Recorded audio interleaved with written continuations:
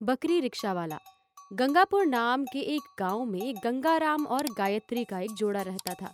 उनका एक बेटा मुकेश है। गंगाराम बकरी पालन का काम करता था और अपने बेटे को शहर में पढ़ाता था। सुबह होती है। गायत्री, हम अपनी बकरियों को चराने के लिए जंगल में ले जा रहे हैं। इतनी जल्दी क्यों जी? आप कुछ समय बाद जा सकते हैं। दोपहर का खाना इत्मीनान से खा के चले जाइए। नहीं गायत्री, मुझे अपनी बकरियों को चराने के लिए दूर जंगल में जाना होगा। तुम मुझे खाना दे दो, मैं वहीं खा लूंगा। इतनी दूर क्यों जी? क्योंकि इस साल बारिश अच्छे से नहीं हुई, इसलिए जंगल में कोई पौधा नहीं था और इसलिए गायत्री मुझे दूर जाना पड़ता है। ओह अच्छा, ठीक है, ध्यान से आइएगा। ठीक है गायत्री, अब मैं चलता हूँ। इतना कहकर गंगाराम अपनी बकरियों को लेकर उन्हें चराने चला गया। अगले दिन सुबह, जी कल अपने बेटे के हॉस्टल की फीस जरूर भिजवा दीजिएगा। आप भूल गए ना? गायत्री, मैं भूला नहीं हूँ, मुझे याद है। तो पैसे कहाँ हैं? मैं बाजार से आते समय कुछ बकरियां बेच दूंगा और उन पैसों से मैं फीस भर दूंगा। ठीक है। अच्छा जी, फिर हमारी कुछ बकरियों को बाजार में बेचने ले जाइए, जल्दी आना। ठीक है गायत्री, मैं बाजार जाऊंगा, उन बकरों को बेचूंगा और उन पैसों को पोस्ट ऑफिस से भेज दूंगा। ठीक है जी, जल्दी आना। फिर गंगाराम उन बकरियों को बेचता है, मुकेश को पैसे भेजता है और घर आ जाता है। इसी तरह गंगाराम अपनी बकरियों को चराता था और उससे जो पैसा कमाता था उससे अपने बेटे को शिक्षित करता था। कुछ दिनों के बाद मुकेश अपने कॉलेज में छुट्टियों के बाद अपने घर मिलने आता है। अपने बेटे मुकेश को देखकर गायत्री, मुकेश कैसे हो तुम? ठीक हूँ माँ, आप और पिताजी कैसे हो? हम तो ठीक हैं, पर तुम इतने दुबले क्यों हो गए हो? क्या तुम समय पर खाना नहीं खाते? ऐसा कुछ नहीं है माँ, मैं ठीक हूँ। ठीक है आओ अंदर आओ। इतना कहकर गायत्री मुकेश को घर के अंदर ले आई।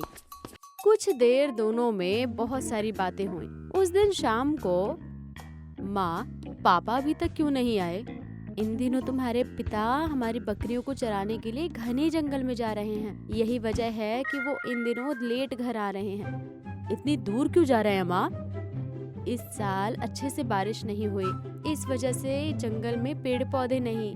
वो जंगल में थोड़ा दूर जा रहे हैं और साथ ही उनकी उम्र भी बढ़ती जा रही है। धीरे धीरे चलकर घर भी देर से आते हैं। ठीक है माँ। देखो मुकेश, तुम्हारे पापा बहुत मेहनत कर रहे हैं। पढ़ाई करना और अच्छे से नौकरी पाना, तुम्हें बहुत मेहनत करनी है। हाँ माँ, मैं अच्छी तरह से पढ़ूंगा और अच्छी नौकरी पाऊंगा और अपने पिता की देखभाल करूंगा।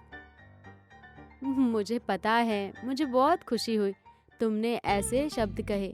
बेटे, जब तक तुम्हारे पिता घर आएंगे तब तक देर हो जाएगी। तुम क्यों नहीं खाते? ठीक है माँ। इसके बाद मुकेश ने खाना खाया और वो सोने के लिए अपने कमरे में चला गया। फिर जब वो सो रहा था तो वो सोच रहा था, मम्मी पापा दोनों मेरे लिए बहुत मेहनत कर रहे हैं, खासकर पापा, मुझे उनके लिए कुछ करना चाहिए। ये सोचकर वो सो गया। अगले दिन सुबह मुकेश उठा और अपने दोस्तों से मिलने चला गया।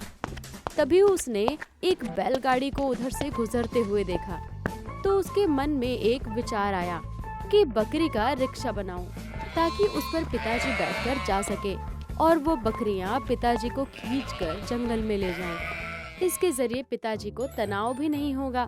फिर वो तुरंत घर चला गया। मुकेश ने बकरी से एक रिक्शा बनाया।